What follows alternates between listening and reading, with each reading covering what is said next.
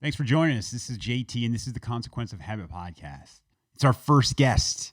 It's our first true interview here at the Consequence of Habit podcast. And I'm going to be honest, I could not be more excited about how this went down.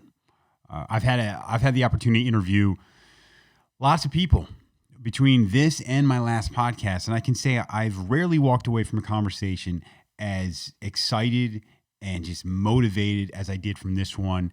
This guy's just a pleasure to talk to. Great story. He takes his really the biggest obstacle in his life, and not only does he get past it, he turns it into his life's work. So, you know what? I'm going to shut up. I'm going to let him tell his story. Please welcome Mr. Ryan Kitchen.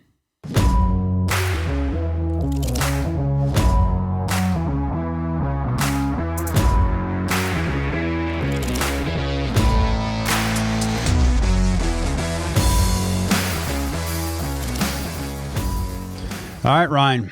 I appreciate you coming on, man. Welcome to the Consequence of a Habit podcast. I am here with Ryan Kitchen. Am I saying that correct, Ryan? You are saying that correct. Thank you. Thanks for having me. Yeah, man. I tell you what. So I heard about you through some of the stuff. Actually, I saw some of the stuff you were posting on Instagram. And just to give you a quick backstory on how this whole process started, I think it's kind of relevant to some of the things that I'm pretty confident that you're going to add. I came to a crossroads probably it's been 16 months ago now, where I had to look at like my relationship with alcohol and what I was doing, just the direction my life was going. And you know, and had to make a choice. Like this wasn't conducive to me being the person I want to be, and just the direction I want my life to go, or as far as a role model for my kids. So I made a change, and in doing just that I don't want to say little because it wasn't little, but that change kind of opened up a bunch of other things where I started looking at different things that I'm doing, and you know, whether that is if it's something that's hindering me or if it's something that's going to elevate me towards the person I want to be. So your videos, and this is how I first saw you. It's just some of your videos you're making in your car, and some, you know, they really resonated with me, man. Yeah. No, they really did. They really connected with me, and it was at a time, or it is during a time where you know, I'm starting on this journey. So with that said, Ryan, I'm going to shut up and I'm going to let you just tell your backstory and how you got to be where you are now. Yeah. So, you know, as you talked about with drinking, for me, I mean, I grew up, I live in not a small city. It's about 100,000 people, Brantford, Ontario, Canada. So if there's any like Flyers fans listening in Philly, they might know Wayne Gretzky. That's like our claim to fame, right? Yeah. From Brantford. Mm-hmm. And Chris Gratton, he was a Brantford guy. Yeah. So yeah, I grew up in Brantford. I had a really good life. You know, I think a lot of times people think with addictions and mental health issues, there's underlying trauma. And for a lot of people, they are. But for me, you know, I had a pretty good life, you know, kind of upper middle class type of upbringing, played lots of sports and had a good time, had lots of friends. And basically by the time I went to high school, I just started to get into like the drinking, the smoking. You know, the one thing that really, really had an impact on my life in a big way when I was young was like this idea of fitting in and being popular. And I was really good at that. But when I got to like being a teenager, I started to struggle and really struggling with who I was. So I just went from, you know, I was one of these party guys that went from 0 to 100 and had a lot of fun, but got into a lot of trouble. And, you know, I mean, I could talk for hours about the story, right? But basically what happened was when I was 17, 18, around there, I had a panic attack for the first time. And it was after a weekend of partying, and I'm sitting there and I just it was just this overwhelming sense of fear. And, you know, people describe panic attacks as feeling like they're having a heart attack, whatever the case may be. It was a very, very intense experience. And, you know, I'm not sure when after that, but I realized very quickly after that alcohol got rid of that for me. So my life very quickly became consistently drinking. I was able to consume large amounts without the people in my life knowing.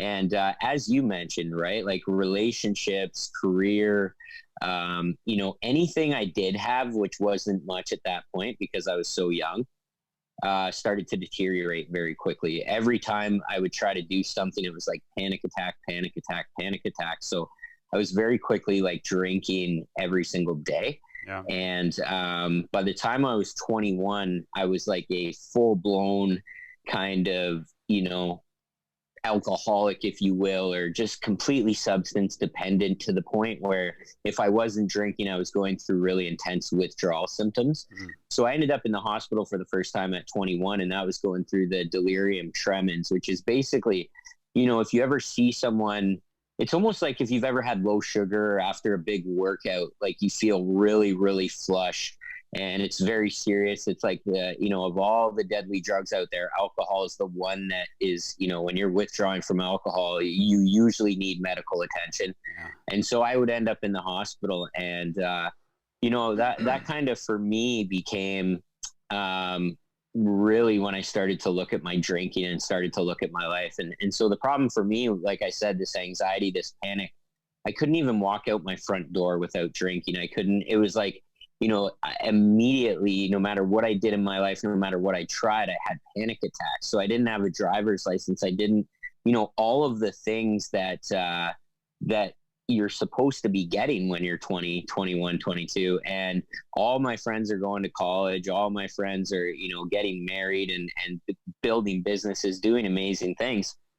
And, we're partying on the weekend, but I'm the guy that just goes 24/7. Right. So I always had this sense of impending doom that I can't live life normal. I can't have a, normal existence. And what ended up happening for me after 5 or 6 trips to the hospital, what would happen is I would try to stay sober and never actually sought any help or things like that. But I would eventually start drinking again, and then I'd start going through this horrible withdrawal, and I'd break down to my parents. And, I'd spent a lot of time with my mom in the hospital just being like, man, I just want to be normal. It was very depressing, my drinking, very pathetic. It was just a lot of, drinking and really crying and wish that I could be normal for what I believe to be normal to be at that time. So basically the really big thing that happened for me at 23, I break down. I say, I'm going through withdrawal. I need to go to the hospital.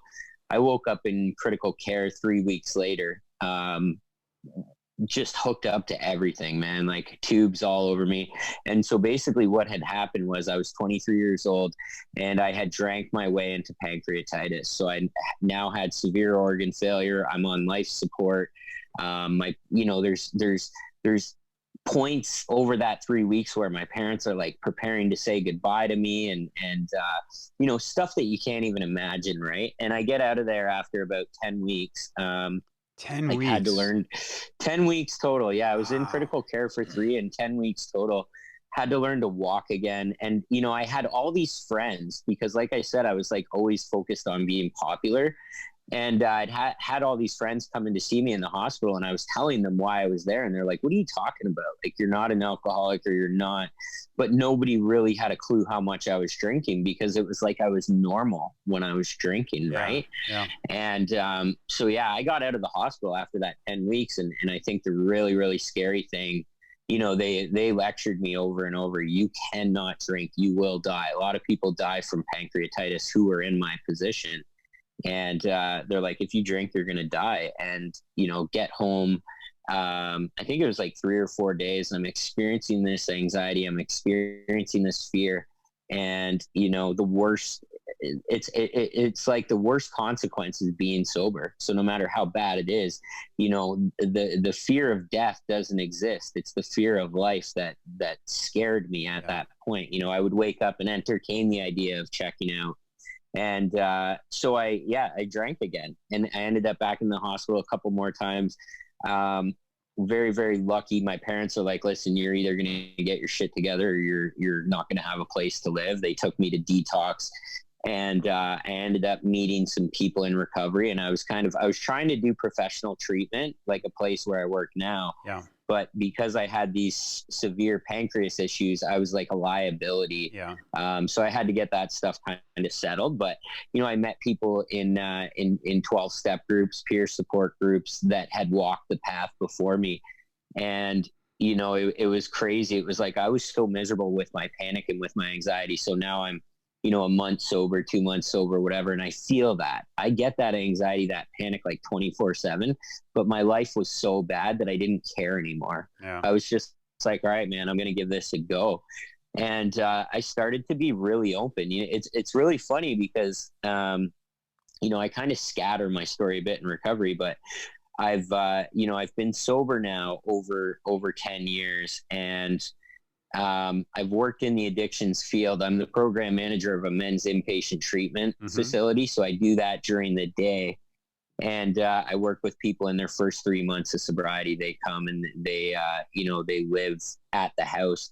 And then on the side of that, you were mentioning my videos. So this thing that I learned early on about just being genuine, just being open, sharing my experience, sharing my feelings, it's really bizarre because about 3 years ago, I started making videos and just putting them online, right? I never had thought of it. And I was always doing lots of speaking within the recovery community, but I wanted to get out of, I kind of wanted to expand and share the love, share the passion. I'm sure you can relate to that, right? Like to start a podcast, there's something burning that you want to share with people.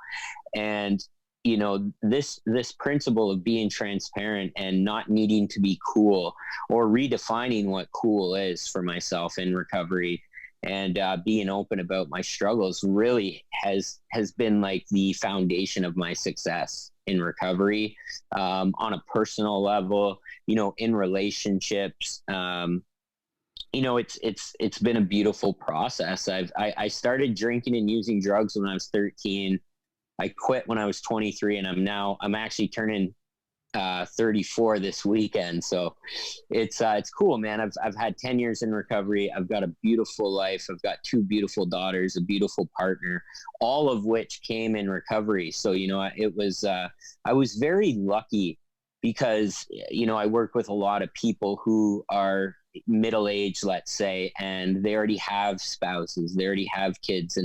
And so that brings additional stuff that needs to be worked on. Right. But yeah, I mean, in recovery, I got positive support. I got people that were winning, people that are successful, and I really started to enjoy growth. And I think when I talked about this idea of wanting to be normal, like I have all that. So if you look at my Instagram, you look at my Facebook, you'll see the nice family. I got a nice car. I'm good there. But what I learned 3 or 4 years in recovery very quickly was that I based my happiness on those things, and I started to develop like a deeper sense of purpose and spirituality. And when I tap into that, it's not about the people, places, and things in my life. It's like, what am I bringing to the table as a father, as a partner, as as an employee, as a counselor, as a speaker, whatever the case may be. So yeah, it's been, like I said, I've told this story probably, man, so many times now over the last 10 years. And it's really hard to sum up, but basically I went through, a period of suffering that, thank God I went through it, woke me up and gave me an opportunity. And it's not like now I'm recovered and everything's hunky dory. You know what I mean? Like personal growth will forever be, all the things I struggle with, all the bad habits, all the bad character traits, I will be working on those things for the rest of my life. And I think when it comes to anxiety, when it comes to addiction, mental health, depression, whatever, we've been conditioned to believe that these are bad things. Yeah. And, if I didn't have these things, I wouldn't have the amazing life I have now. So it's, as I continue to live in recovery, anxiety, I can still have panic attacks. I can still, I got no problem doing a talk and getting up in front of 500 people and being like, I'm having a panic attack right now. You know what I mean? It's working personal growth and that effort, for me is exciting and enjoyable. And, that's why I do stuff like this, right? I love meeting people like you and people who have that passion and have that fire. And I was very lucky to discover that in myself. And, it created a career, it created a purpose, it created everything. Yeah, it's amazing. It's there is something to be said about going through some of these things at a young age, right? I mean, nobody you don't wish that on anybody, but if you're going to go through it and you do it as a young man, you've got that opportunity to take these tools and not, Yeah. and, use them as your life goes on. Not that I'm that much older. I'm 44, and my story was, it's different in the fact that I could kind of balance both. You know what I mean? Like I have this, I have a professional life, I have a family, I have all these things. And when I say I balance them both, I truly wasn't, and I'm very lucky that I was able to keep everything because I've seen a lot of guys in the same opportunity, or I've heard about guys that've lost it all. But I compared it to like a train wreck happening in slow motion. Like I could see it coming down the track. Yeah. And now's the time, right? I have an opportunity. And it was kind of the same way where the consequences were so great that what I saw coming, and those consequences were so great. I knew I had to make a choice. And I came up from, I grew up around it. Like alcohol has been in my family for totally normal, right? Yeah. Like our society is a very, it's encouraged. Like it's and it's not like anyone's saying go out and be an alcoholic, but it's, have a good time, consume, right? Yes, and so, it's definitely. And I was, I was in the military, and I used to go up to Canada. I was stationed in North Dakota. So we used to go up to like, Regina and Alberta and all that. All those places. Matter of fact, Brendan, I played hockey against, a Canadian team. They were coming down to the base, and everyone's drinking, right? Matter of fact, they had so many players, not so many. They had 3 or 4 players that were so drunk they couldn't get off the bus. So I ended up wearing their jersey and played on their team for them. So, but good old Canadian boys. Yeah, but we were exactly the same. And exactly. But I've heard you say it in another video. I think I'd watched something leading up to this, and you hear this a million times. At some point something changes. It's like it stops being fun. And for you, it sounded like it was actually almost medicinal. Like you use that as an anti-anxiety drug. Yeah, it's funny because people wonder, right? So you hear about the 4 guys who can't get off the bus. So is that an alcoholic? Is that an addict? And the way I describe it to people is like back then with my mental health untreated, without me, having a support system, consistently working on being the best version of myself, working on purpose, working on spirituality, untreated, I'm completely insane sober. But once I drink, it makes me feel normal. And I think the kicker is that it kind of betrays you. And, as you were talking about, I think the most common addiction for people with substances is more of like a binge type, right? Yeah. And I think the scary thing about human behavior, at least for myself, it was like, man, how far did I actually need to go in order to be willing to change? And, I've heard people say like, oh, you have to hit bottom. But really, what I believe is, I think one of the best skills we can learn as human beings is, why do I have to wait until I get to that point? So if I'm really working on myself, if I'm examining my life and looking at how I'm living, all of us, there's things for you and I right now, there's behaviors we have that we know we are working on or know we need to do better. And, I feel for people that are binge users because they're able to stop for a period of time and stuff like that. And so whenever I think anybody who, whether they want to call themselves an alcoholic or an addict or whatever, it's up to them to define that. Yeah. And I work with a lot of people on my coaching, where very successful in business, married, 2 kids, the white picket fence, the whole 9 yards, but still missing something, still missing happiness or contentment. And so that was, I think one of the big lessons is just learning that. And I really like what you said when you were talking about, you could see it coming. Yeah. And I believe vision is important, right? When I'm working with people one-on-one, working towards goals, being able to have the vision of what your future looks like. And it's never a good thing when you're, laying down at the end of the day and you see it and you go, man, I see where this is going. And it's not So that's awesome that you could, you know, had the ability to change before it got there. Yeah. You know, I used to, and I don't know if this is an asshole thing to say, but I used to almost be jealous of people that, uh, like if they did drink or did something that their life would fall apart. So that consequence was so big that they just couldn't do it. Right. Like it Yeah. happened to them before. Their life was wiped out. And they started from the ground up, and we're like, "Listen, I don't have a choice. One sip, and it's trouble." That was my story. Like you know, I've managed the two, but a lot of it for me comes down to, you know, not wanting to be the same thing that I've only grown up around, right? Like, you know, Yeah. it was a change. It was something different. I wasn't giving the same lessons to my kids, you know, and I thought a real important one was, if you do have something going on, you can change. Like there's always change to be made. And it's definitely started, it's opened up a lot of things for me. I used to I would listen to like Sam Harrison. I would meditate and I would do all these things, but there was always this huge weight on my shoulders. Like, dude, you're just faking it. You know, this isn't the real thing, because deep down you're screwing up, and this is one of the main reasons.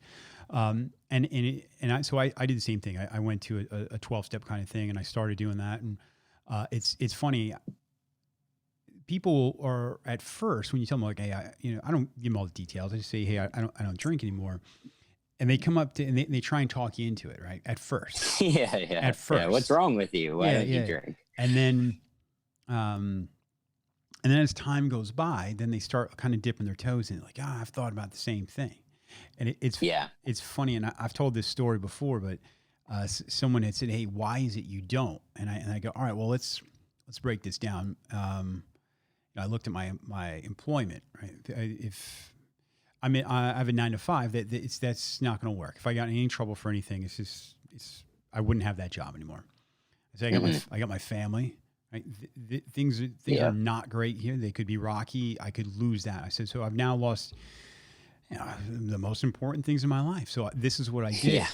And at this point, I hadn't told them that I'd done any like a 12-step or started the process. And I said, so I started a 12-step program. They go, oh man, I didn't realize it was that bad. Like, dude, did you just hear everything I just said leading up to this? But it's been good because you're like, whoa, it got to the point where you had to ask for help. That's serious. Right? Yeah. Meanwhile, I know they're like, hey, you know, can you help me out? Cause I'm kind of, you know, I'm thinking I'm going to try and cut down. And that's usually the first sign. I'm like, all right, you know, and I hope it works for them. I really do. Yeah. I knew it didn't work for me. And that's really interesting. So how did the other coaching, I mean, this is what I actually love.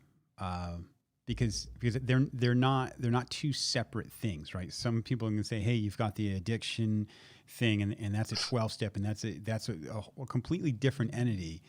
And it's not, because there's a way of living, right, and that makes you feel fulfilled. And it sounds like you're doing that. It's interesting. I actually have 3. So there's my personal recovery, which is surrounded, you know, it's these mutual support groups, 12-step groups. Then I have the professional, where 12-step is an aspect of it, but I've also got, like, I've gone to college and I've done all that. Right. And so we do a lot of like cognitive behavioral therapy and stuff like that there. And then I've got the coaching on the side, which is much more close to my personal recovery, because with my coaching, I'm not using certifications. I'm not, you know, I'm very upfront. I'm saying, listen, this is my personal experience, and I'm not telling you what to do. I'm supporting you in making these decisions. And it's very bizarre because, you know, professionally in the field of addictions and mental health, you don't make that much money. With my coaching on the side, I make good money. Like, people pay me a lot of money, and it's cool because it's beyond addictions and mental health. These are, you know, I got the very first client I had that I've been working with for 3 years, and how this whole thing started is he's a real estate agent who just wants to be the best version of himself he can be. So we do a call once a week, 6:30 in the morning. It's great way for both of us to start our day. Yeah. And so it's kind of, you know, it's cool, man, because I get to like just live it all. It's not, you know, it does kind of all blend together. And like I said, all I really have to be is myself. If I go through something hard, it's now something I can share. Yeah. So this has become content for, you know, you know what I mean? It makes Yeah. for a Yeah. good Yeah. story. Yeah. People like a struggle. So it's cool. And when I started making videos with my coaching, um, I had seen people who did like video logs and things Mm-hmm. like that on YouTube. There was no intention when I made my first video that I'm going to turn this into a business. I actually had my first client reached out to me and said, I want to work with you. But the intention was very simply just to share my light, to share my truth, to share my experience. And, I think there's a lot of ways that people can do that. And for me, with addiction and mental health and the stigma surrounding that, it's I had a lot of success just kind of being open about it. And from day one, that first video, making it in my car, and that's why I laughed when you said that, because excuse me, I see a lot of coaches, I see a lot of professional coaches in the videos and the graphics and how amazing it is. And I've had people say things to me before, right? Like, you should do this and you should do that. And the truth is, when I'm making these videos, I'm on my way to work, or I'm on my way to see a client, I'm on my way to something with the kids. It's just a genuine way for me to share. And so I haven't changed that, other than a little app that I can put like a title of the video so people know what they're watching. But yeah, I think authenticity and just being genuine is very, very important for me. So do you feel extra, like extra pressure at all, just because of the title too, to really just make sure? I mean, I'm sure you'd be doing it regardless, but there's something to be said because when you're a coach of something, you're expected to hold, to be at a certain standard. Yeah. So that's got to add a little extra weight to you, or no? Yeah, absolutely. So it's funny because you can have a really bad morning and, you react poorly, you manage your anger poorly, and then you show up at work and in half an hour, you're teaching 20 men a group on how to manage their anger. Right. You know what I mean? I think that's the, that's great. And so, I'm, throughout my sobriety, the 10 years, on and off with smoking, I really enjoy caffeine, and I can take that to, I've got my behaviors. I'm a very passionate, emotional individual, which can get me in trouble. I care a lot about stuff. So, I can react poorly. And I think there is a lot of pressure, but I think it's good pressure, right? Yeah. Like really taking a good look in the mirror and saying, what do I need to work on? And I think the cool thing is, the cool or the humbling thing, maybe it's like I'll focus on my emotional reactions, and while I'm doing that, I'm procrastinating something else that I should be working on. Yeah. So it's almost like there's just not enough time in the day. Yeah. And I think when I'm teaching, when I'm doing groups, when I'm speaking, when I'm working with individuals one-on-one, I'm very, very flawed and very open about that, and it kind of creates that safety. So what I'm trying to teach people spiritually, you're perfect just the way you are. It doesn't mean you can't be in a better place, but you are amazing right now. And so, you have to humbly love your flaws. You have to be able to accept those things in order to work on them. And it's not going to happen overnight. You're going to screw up. You're going to make mistakes. Let's look at it. Let's talk about it, take accountability for it. But, let's keep moving forward. I think it's a good thing because to have these conversations like you and I are right now, it really challenges me, because I'll be teaching something and go, oh shit, I gotta step it up and do better in that area, or I owe this person an apology or something like that. Well, the reason I even say it is because it's something I'm feeling. I started this whole thing. I'm like, I'm going to start a podcast, and I'm feeling passionate about this. And the amount of people that have come up to me after I've said I've started this process it surprised me. Right. So I said, I've got a studio, I've got another podcast. Let me give this a shot. And at the same time, I started looking into stoicism. Stoicism's gaining popularity right now. And I don't know if you've heard Ryan Holiday. I've read a bunch of his books, and by read I mean listened, because I don't really read. So so here I'm almost. I'm being careful not to have my identity wrapped up in it, because I'm telling, like, you know, telling my wife about this stoicism, man. I'm like, this is a really great way. It's kind of giving these blueprints to live your life. And then 3 seconds later, I'm screaming at somebody outside my window in my car. You know what I mean? Like, Yeah, and I'm yeah, driving. I'm yeah, like, yeah. well, I guess just because you read the books and you have a podcast doesn't mean that it's not the way it works. You know, you got to actually practice this stuff. And even doing the podcast, you know, it's like I started getting some stuff up and running, and then I just found myself again procrastinating, like time management, holding myself accountable. These are all things have always been an issue Yeah. for, always been a problem for me. So, I like the thought of kind of doing it real time, and just in like you said, if you know, having those conversations. Hey, man, I lost my temper. I did this, because that's what people can relate to. You know, we're not. Absolutely. Yeah. I believe one of the best ways to build intimacy with people is to be accountable and take responsibility. You know, apologize to people. It's funny because when you work with individuals, like I see a lot of men and women, and you know, they're early in their recovery, and you see how they're treated by supports or by family members and things like that. And you know, it's important to understand truly kind of what that individual is going through, and how. So it's I mean, I'm kind of getting off from what I was saying there, but it's you know, it's surprising to me how much people hate themselves, I think. Mm-hmm.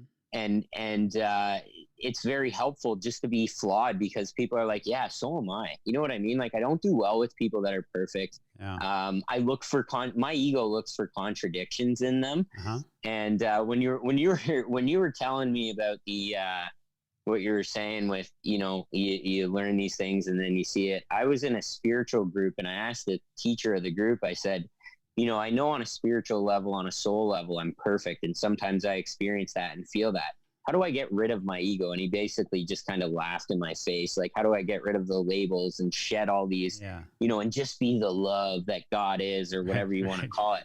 And he laughed at me and said, you don't get rid of it.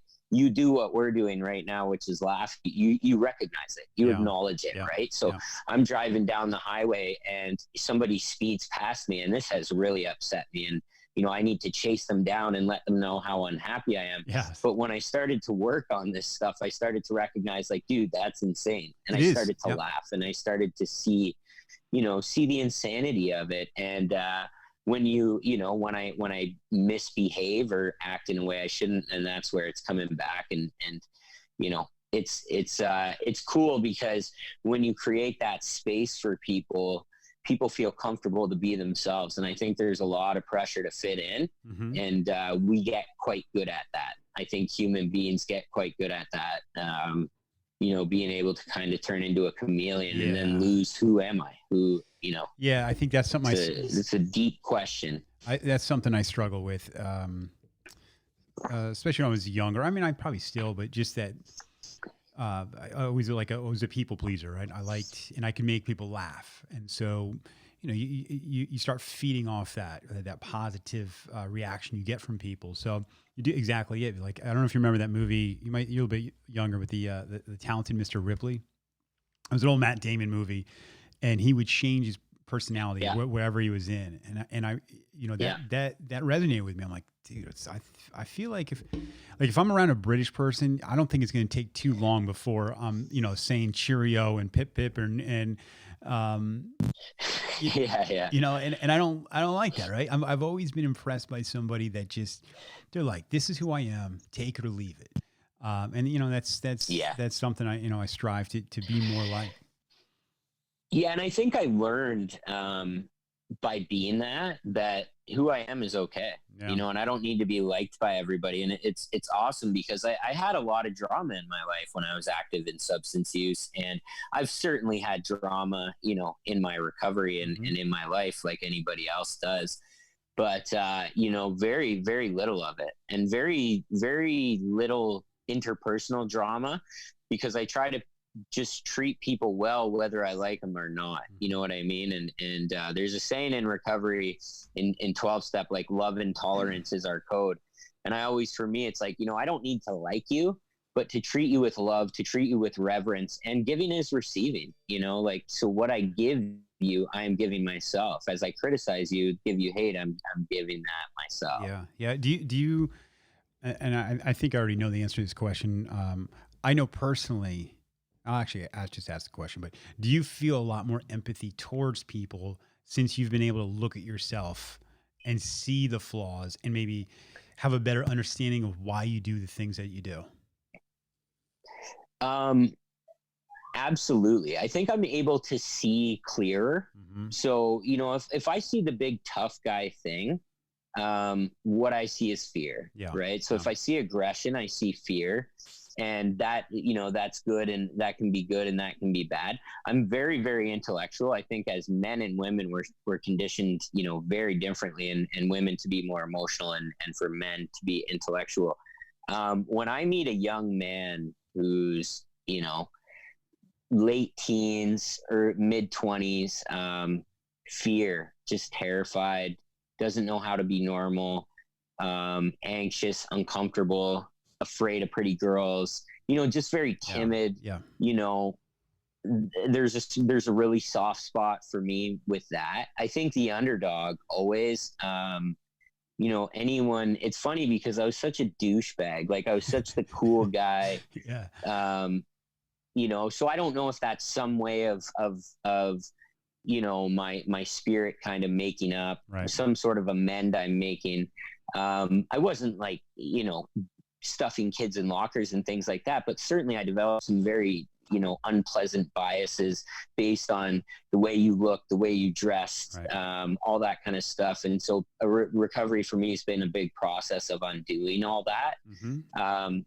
I think it's important when you work with people, okay, I've been in addiction and that's cool. I've had my experience, but just because I've gone through alcoholism doesn't mean I'm going to get yours. Like, let me, share, and let me try to understand. I think when we don't try to tell people, I know what you're going through, but just asking people questions, like, let me in, let me walk through this with you. Yeah. And I'll share some of my stuff with you at the same time. So hopefully you don't feel alone. Yeah. It's important because, and you've obviously been doing this a lot longer, but the thing of finding the differences, like the first time I tried even looking at a room for like a 12-step, I mean, I walked out of there, I'm like, yeah, this isn't for me. Like, these guys, sure, I'm not perfect, but man, these people are messed up. And then I went right back and doing the same kind of things because my story was different. It was just different. So it took a long time to one, let my guard down, to realize that we all have the same goal. Like, I mean, and that doesn't even have to be, addiction. That could just be, just a group of like-minded people that, for example, that just want to be a better version of themselves. And absolutely. And there's something to be said about a group mentality, because when you're, especially with some people, you leave them alone in their own head for too long, and the outcome's usually not going to be good. So there's absolutely. It's nice to the worst thing you can do legally in North America, as far as the penal system is concerned, is solitary confinement. Mm-hmm. You know what I mean? Leave someone alone with their thoughts, rob them of that connection. And you're right. I think, so not everyone can say, it doesn't make, just because I was in, you don't have to be in the hospital to be an alcoholic or an addict or whatever you want to call yourself, right? It doesn't matter. I know a lot of people struggle even with those names. To me, it's just semantics. It doesn't bother me. But I think what everybody can relate to is on a level of feeling. So that hopelessness that I felt, the fear of, it would be easier to throw myself in front of a car than go to this job interview. Yeah. The fear of, I don't know how to express my feelings in an appropriate way. The fear of, or the feeling of noise inside my mind and not being able to experience peace, not, being in a room and feeling alone and being emotionally isolated. And I think when I really communicate with people, because there was having addiction and a mental health issues, one of the things that perpetuates it is this idea that I'm somehow eternally unique because I'm going through this, and this is unfair. And, and you create like that victim mindset. Right. And so for the people in my life that loved me, my parents, and they tried to support me, it's like, you don't get it. you can't understand. Yeah. Well, nobody, you know, the reason I felt alone in that room is because I was hiding the truth of who I was. Yeah. I was not real. I was not genuine. And so I've found ways, even with addiction, I always tell people, they're like, what's that like? You know, the mental obsession and the psychological stuff. And I just say to people, you know, if you start your day with a cup of coffee, tomorrow morning, just don't have that cup of coffee and watch what that does to you mentally. Mm-hmm. That will, you know, that'll wreak some havoc on you. You might even be a little more tired physically and have some biological effects, right? So, Yeah. you know, I don't like the idea of eternal uniqueness and nobody gets me. I think that's the way that we perpetuate our victimization and keep me sick. Yeah. You know, it keeps me. If you knew how bad I felt, you would go to the liquor store for me, right? Yeah. But you felt that bad. Yeah. All of us have. Yeah. And I know I completely agree. And I think especially in the age of social media, you know, you see other people, and that's only going to reinforce. And when I say you see other people, you see them in their best light. It's not reality, right? So you're opened up to the rest of the world, and it seems like they got their shit together. And here you are, you know, when you know, even if on the surface it looks like you do, when everyone goes to bed or is not with you, and that's where that's where the truth is, and whether you can sit there with yourself or not sit there with yourself, and that's something I struggle with. Even today, my journey is still. It's still new, but to not need some type of stimulant, something just to, you know, because maybe I don't like sitting here listening to my own thoughts for a little bit. So, you know, you said something here. When you mention anxiety, it's ironic that mine was almost the exact opposite, where before, you know, my entire time I could be up in front of people, right? I like my entire adult life. I could be, matter of fact, I would teach things. I would be an instructor, and I would be up in front of large groups of like alpha males, and I was fine with it. And this was a clear sign that something was amiss. I was standing in the back of a room. A buddy of mine was lecturing, and he says, "Does anyone have anything to add?" And I said, "Yeah." And this was part of my ego. I'm like, I'm going to drop some knowledge on these guys. Like I'm about to, I'm about to blow their minds. And I start walking from the back of the room, and as I'm going up in between these people, I feel like the walls were coming in on me, and I'm like, I don't know what's going on. And then I turned around and I went to go speak, and nothing would come out of my mouth.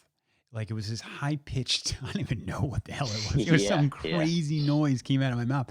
And then I sat there and cleared my throat for the next 15 minutes and not really saying it. And I couldn't look at anybody. I had to turn around and look as if there was a PowerPoint, but there wasn't. Like there was literally a wall. I'm just staring at a wall. And I walked away and I said, you know, I apologize. I said, I ate something and that's in my throat. And a buddy of mine who knows me, he pulled me aside. He's like, what the fuck was that? I go, and I'm drenched in sweat. I go, dude, I have no idea. And to this day, I know that was, you know, I compared it to like a pressure cooker that's starting to leak a little bit. And that was a sign like something's not right. And when that's like a panic attack. Yeah. And I sounds like a full blown panic attack. Yeah. And what it was is I was feeling just like you were saying, like I was feeling, I was not genuine. I felt like a fraud. And for those seconds it took to get up front, I felt like everyone there could see it. You know what I mean? Like it was, So, and that really worst feeling in the world, man. It sucked. And then that continues. So, there's something there all the time. When I go to speak in front of it, which is crazy because I went after that, and it was after that I started doing stand-up comedy, and that doesn't bother me. I can actually bomb, and it doesn't really bother me that much. But for whatever reason, it was just this isolated thing. And when I'm in that position again, it still creeps up on me. But I learned just to be just to be open about it, and people laugh, right? Like people get it.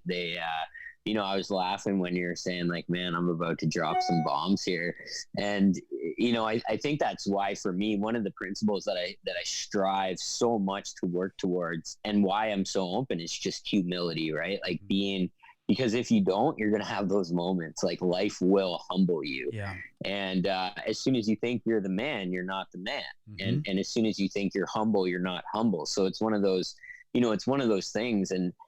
And it's cool that you can look back now and recognize and kind of laugh at it and have these conversations, right? And share this stuff with people. I think that's that's where the opportunity. I'm a big fan of spirituality, and I like the Matrix. Like I really like that. And in the Matrix, if anybody hasn't, or for the people who have seen it would know, like, he wants to know the truth, and he's being told that the truth is you are a slave. He's not telling him right away you are the one. He's telling him what he's ready to hear.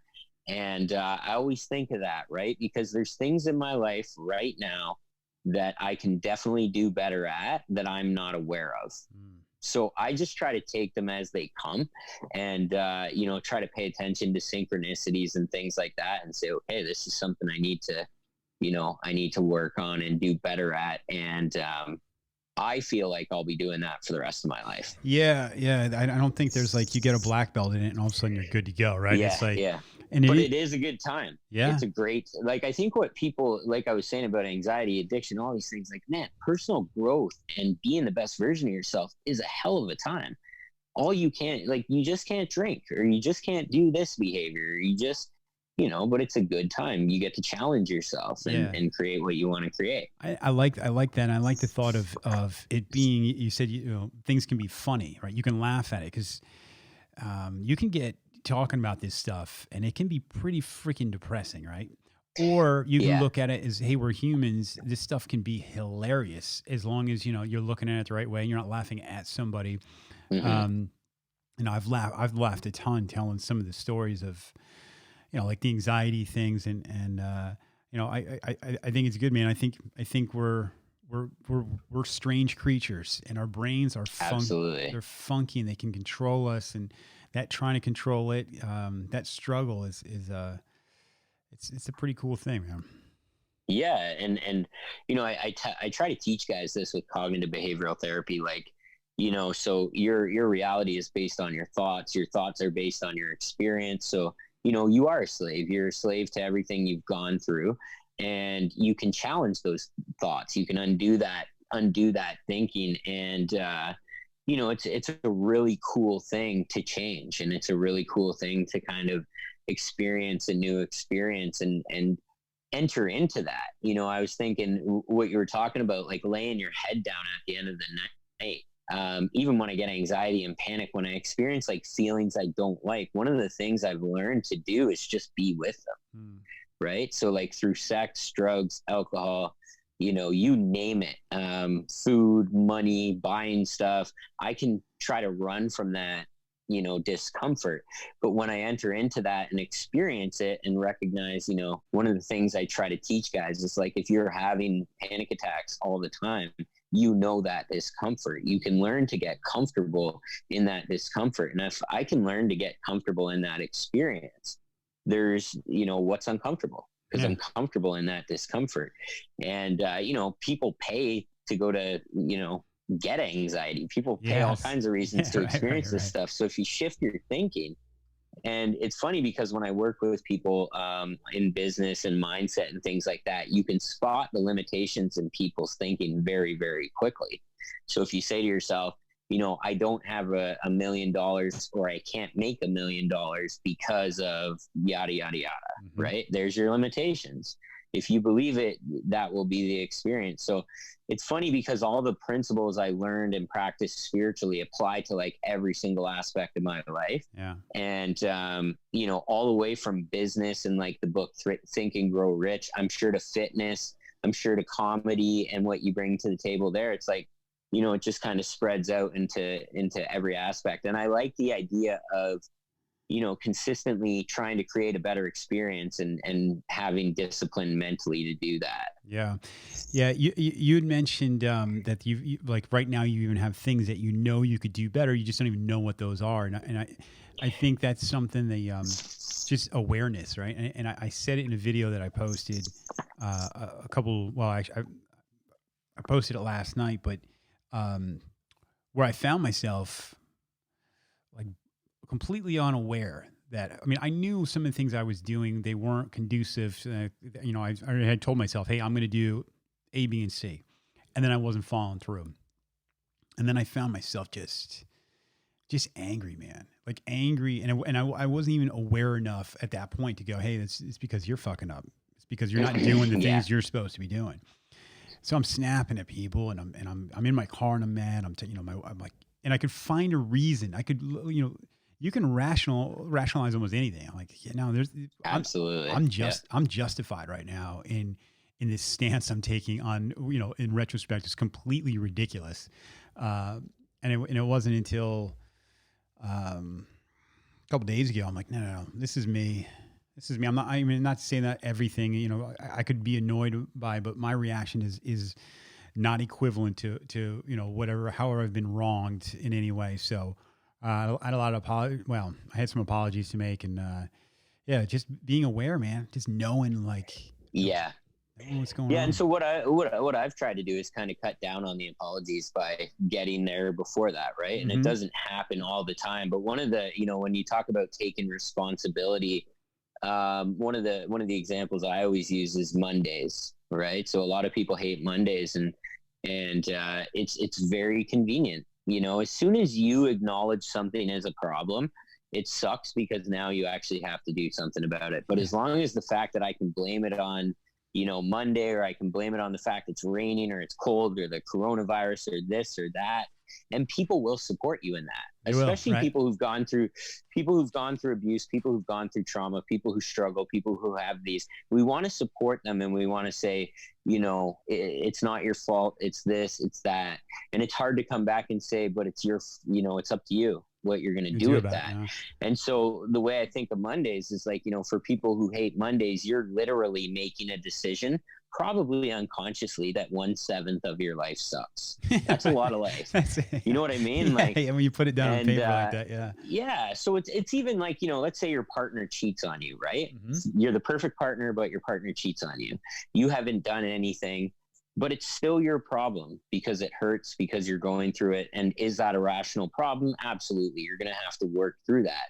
But if you're still sitting there 30 years from that day, living that same experience, you're just destroying your own life. You're hurting yourself. You're hurting the people who care about you. So you start to recognize, like, man, am I miserable right now because I'm choosing to be? Mm-hmm. And I'm not of the belief, because I do believe, it's not like be happy, be happy, be happy. Like I want, you can be content and suffer and go through your challenges. So I really believe on going through what you're going through, but recognize those limitations in your thinking. Recognize, if you're growing up in an impoverished alcoholic situation and you believe you're going to be, poor and drunk for the rest of your life, you're going to be poor and drunk for the rest of your life. There's very basic science that kind of shows these things, right? And the placebo effect and the law of attraction. Like, science has really caught up to a lot of like these ideas that people,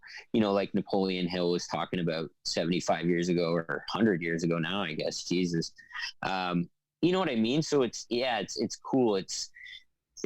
I've learned to try to be really disciplined with that and challenge myself. And as you mentioned, like working with other people, one of the things that does is challenges me and continuously like hits me in the head, like, wake up, dummy. Yeah. Because you're doing this again, or you're doing that again. Yeah. And so, yeah, I try not to beat myself up too much and try to learn from those experiences like you shared. But, yeah, they're going to happen. And what's the hardest about it? It's always the people closest to you, the people you love the most. Like, I love my kids, I love my partner, I love my family, but nobody can get under my skin like they can. Yeah. You know what I mean? Right. Those are the ones you lash out at. Yeah.